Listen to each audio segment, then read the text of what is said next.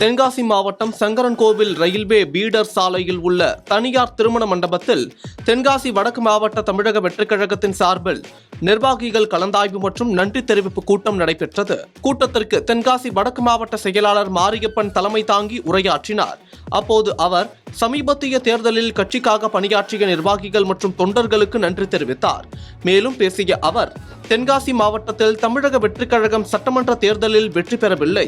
இருப்பினும் வரவிருக்கும் உள்ளாட்சி தேர்தலில் அனைத்து இடங்களிலும் கழக நிர்வாகிகள் வெற்றி பெறும் வகையில் செயல்பட வேண்டும். இதற்காக கடந்த காலத்தை விட அடுத்த 6 மாதங்கள் கடுமையாக உழைக்க வேண்டும். கட்சிக்காக உழைக்கும் நிர்வாகிகளுக்கு முன்னுரிமை வழங்கப்படும் என்றார். தொடர்ந்து கட்சி நிர்வாகிகள் மற்றும் தொண்டர்களின் ஒத்துழைப்புக்கு நன்றி தெரிவிக்கும் வகையில் மேடையிலேயே முழங்காலிட்டு கைகூப்பி வணக்கம் தெரிவித்தார். இந்த கூட்டத்தில் தமிழக வெற்றிக் கழகத்தின் பல்வேறு நிலை நிர்வாகிகள் மற்றும் தொண்டர்கள் கலந்து கொண்டனர் என்பது குறிப்பிடத்தக்கது.